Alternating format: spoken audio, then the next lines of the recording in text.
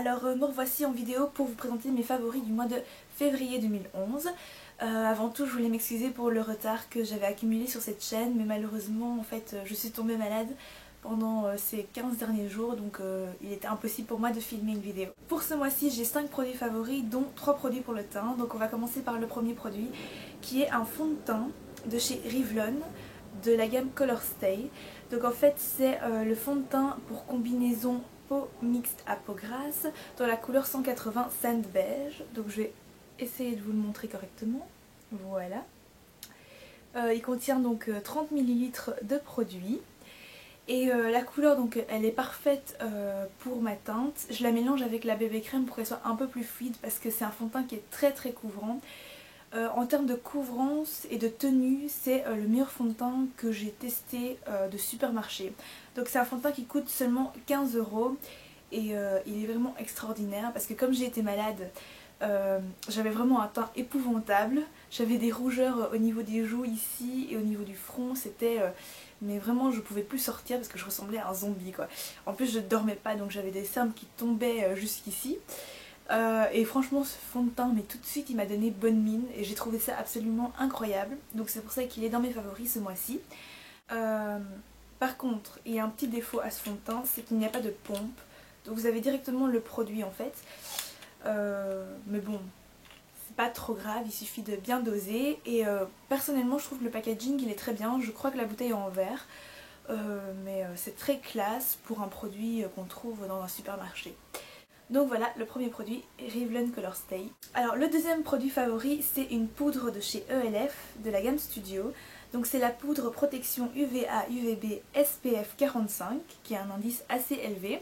Le packaging se présente comme ceci, vous dévissez le couvercle, vous avez une petite houppette que je trouve assez classe même si je l'utilise pas parce que je préfère utiliser la poudre avec un kabuki qui est aussi le kabuki de chez ELF de la gamme Studio. Donc à l'intérieur vous avez un petit tamis avec la poudre à l'intérieur, comme ceci. Alors pour l'instant ils ont qu'une seule couleur qui est la couleur Sheer. Mais c'est une poudre qui peut s'adapter facilement aux carnations, peau claire jusqu'à peau métisse sans grand problème je pense. Puisque c'est quand même censé être une poudre un peu transparente. Le troisième produit pour le teint c'est...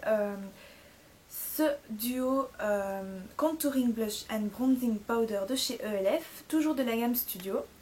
Donc vous avez un miroir que je cache pour vous éviter des reflets.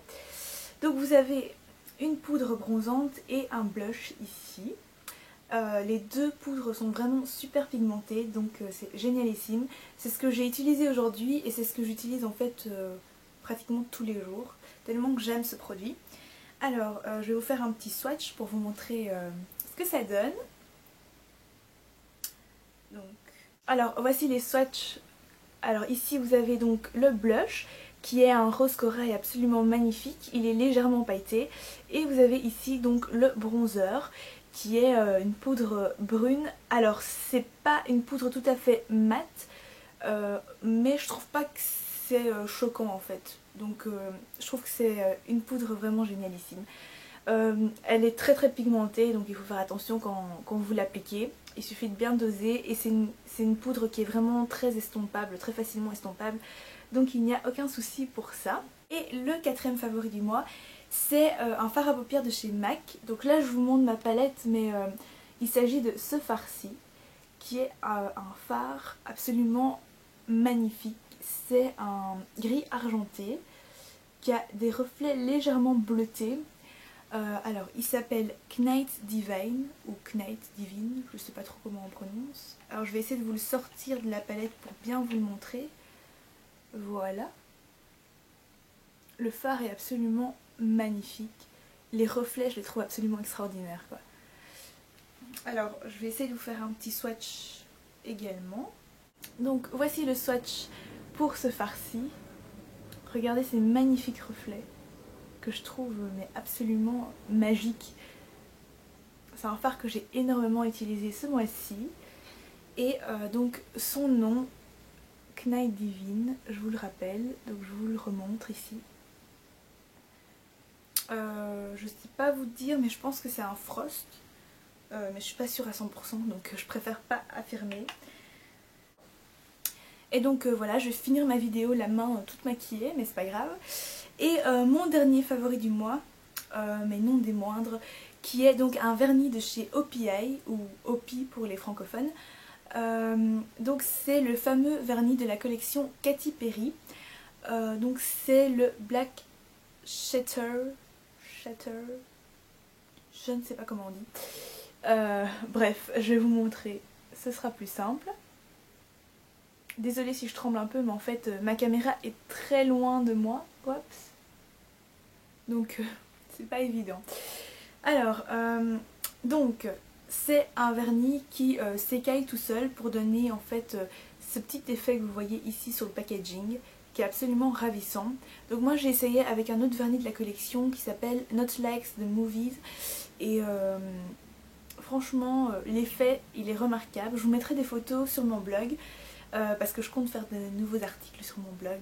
Désolée pour mon absence en ce moment, je sais. Donc ce vernis-ci, il coûte 14,95 € je crois en parfumerie. Vous pouvez également le trouver chez Sephora évidemment, ou sur le site de Sephora.